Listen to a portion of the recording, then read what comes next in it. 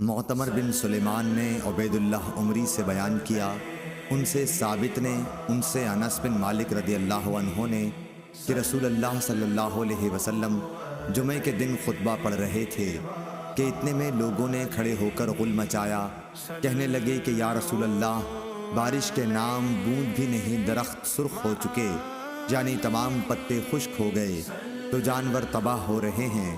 آپ صلی اللہ علیہ وسلم اللہ تعالیٰ سے دعا کیجئے کہ ہمیں سیراب کرے۔ آپ نے دعا کی کہ اے اللہ ہمیں سیراب کر۔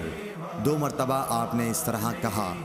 قسم خدا کی اس وقت آسمان پر بادل کہیں دور دور نظر نہیں آتا تھا، لیکن دعا کے بعد اچانک ایک بادل آیا اور بارش شروع ہو گئی۔ آپ ممبر سے اترے اور نماز پڑھائی۔